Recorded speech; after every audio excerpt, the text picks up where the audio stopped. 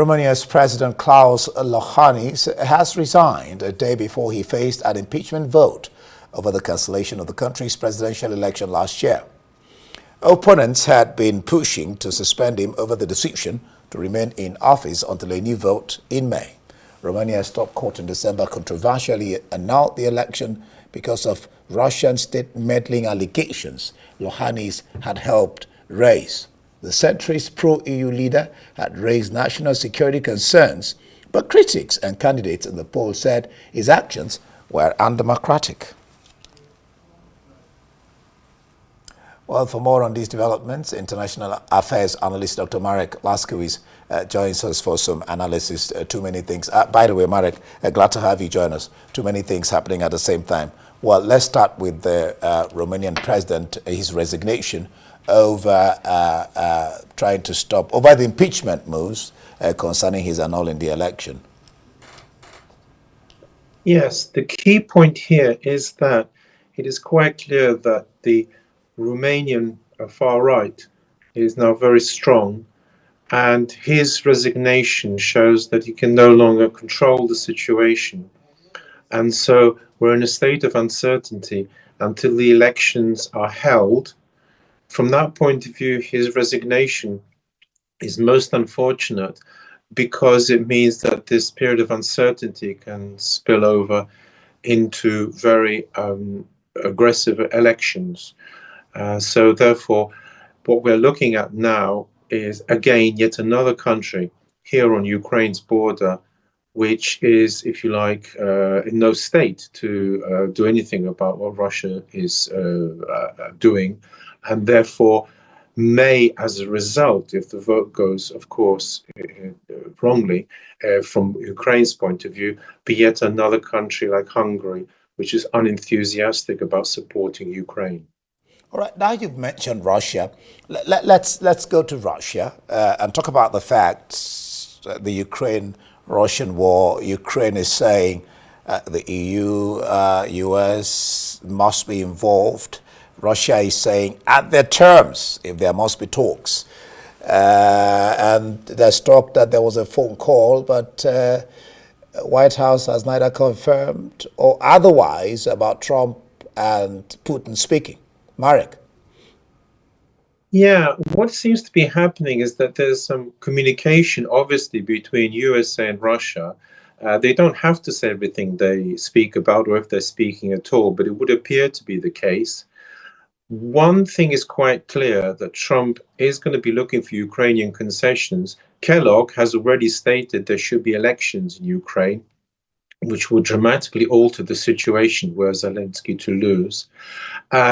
Secondly, it is not clear what Trump has in mind, but from everything that we can glean from his sentences in Kellogg's, it would involve Ukraine parting with some territory. However, the point from Russia is that until they have a clear proposal from Trump, they're not interested, and they don't have to be, because at present they're winning. And this is the key problem. If Russia is winning, then there's no real reason why they have to agree to a peace which is remotely unfavorable to them. Moreover, on Ukraine's western frontier are countries which Russia has already offered territory to in the past, and therefore it's by no means clear how the peace talks will go for Ukraine in this situation. And therefore Zelensky is far more moderate in his tone than before. But one point must be stressed. His idea that any peace treaty can be made which will eliminate Russian aggression forever is pie in the sky. If we look at Poland's history, as the Poles like to say, they've made 19 peace treaties with Russia, 3 eternal peace treaties with Russia, and the Russians have broken every single one. So what is more to the point is, can a peace treaty be signed, a pragmatic one, which will enable Ukraine to recover and hopefully join institutions which will support its keeping its independence, such as the EU.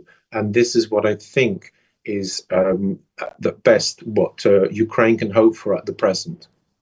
All right, let's discuss Hamas. The recent statement from Hamas is saying that we're suspending release of hostages. The next one was supposed to be this Saturday, 15th. And then the counter claims, they're saying because Israel is not sticking to the terms of the deal, which Israel itself is also accusing Hamas of doing by this action they took.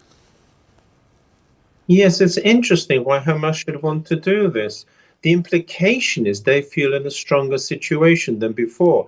But the only thing that would support this would be to have talks with Iran and also all the other Arab states nearby, which including Turkey, have stated they're not prepared to back Trump's ideas at all.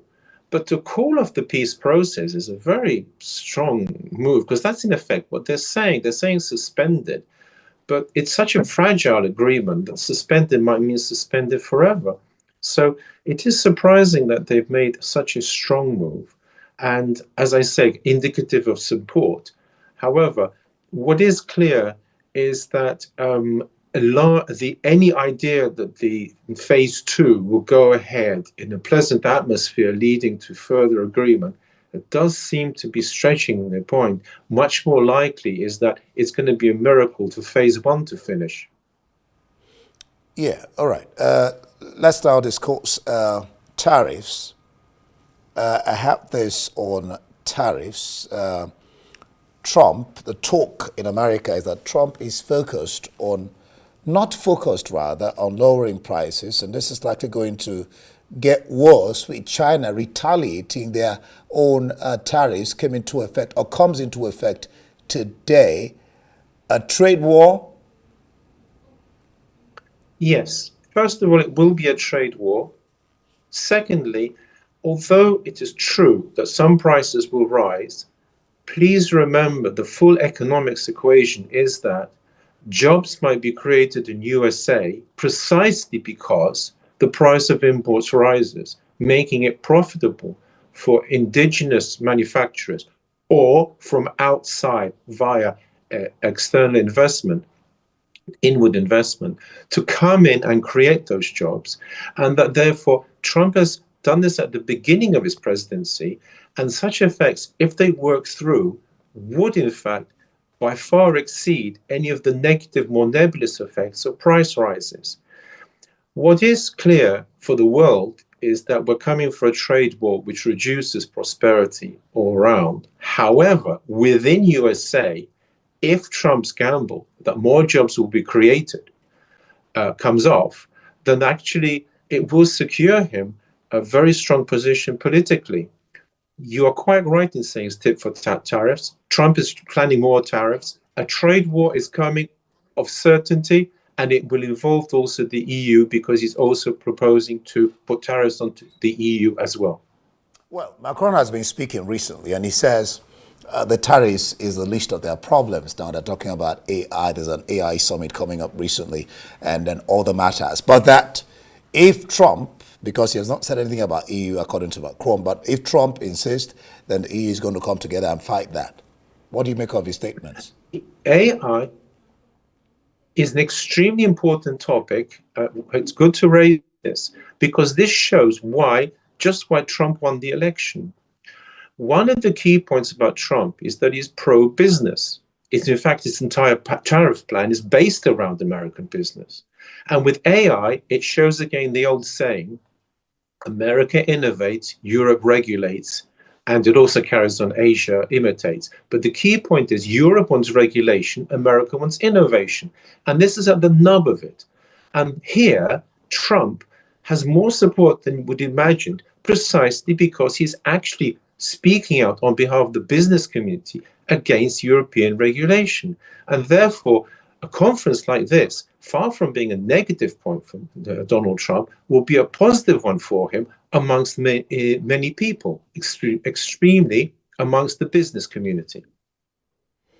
All right. The Turkish President Recep Tayyip Erdogan has added his voice to the list of leaders all over the world who are frowning and rebuking Donald Trump for his proposal concerning Gaza. Tayyip says Israel should look for money and do the rebuilding. I mean, I am hard put to understand what Trump means by he is committed to buying and owning Gaza? Is it America owning Gaza or him owning Gaza while some people take some other parts? Yes, it is unclear at present, but I do imagine he means America will be in charge of the Gaza Strip as a colony, in effect, with no Gazans in it, because the plan is quite clear, it's ethnic cleansing, and that he himself personally may well buy some property. He hasn't ruled this out, but he means America. From this point of view, this plan has been condemned by many people, and another aspect about it is that, of course, he assumes that it'd be possible to get rid of the Gazans. This is by no means clear, as no one is prepared to take them in. No one wants this plan apart from Donald Trump and Israel. And therefore, we're on a collision course. Erdogan, what he said about Israel paying as pie in the sky, we can forget about that. But far worse is the following. It follows that if America is serious about wanting to expel Gazans, then all of a sudden Russia looks like a very good country to have the support of, because that is another nuclear superpower. And right now what the Arabs will need is some muscle behind what they're saying. And so therefore Trump's plan may well result in Russia coming back to the Middle East just when, in effect, everybody thought they'd left. However, they left so well, so quietly, and without any sort of back chat or making a fuss, that the worst of it is that Russia may now come back, and that therefore this may stop the Gazans being expelled. But I stress this, right now the situation is that Trump's plan is unclear in its details. You know, in our discussions, I've always wondered why I have not thrown this question across, maybe because of time or maybe I forgot. But he's given me the opportunity to ask the question. I'm talking about Trump. He also said he was open to the possibility of allowing some Palestinian refugees into the United States, but on case-by-case basis. I've always wondered why I've asked the question, why doesn't Trump welcome Palestinians to America? He's terrified of the terrorism. I mean, the fact that matters that Hamas is there, and Hamas is an idea. It's not necessarily just its people. And for this reason, you're saying about a case-by-case basis in order to screen for potential terrorism. For this reason, cannot say he's going to take a great many. You are quite right in saying that it would be one solution to take them to America. But for this reason, he's unlikely to do that. And therefore, this is not the solution either. If no country takes in the Gazans, it will look very serious as if Trump is serious about pushing forward his plans, but there is no possibility of him taking the entire 2 million. That is out of the question. And so one wonders why. They say what is good for the goose is good for the gander, Marek, but we'll leave it there now. You know, why he's asking others to take them in, why he's not willing to take them in. Thank you so much, Dr. Marek there, Laskiewicz from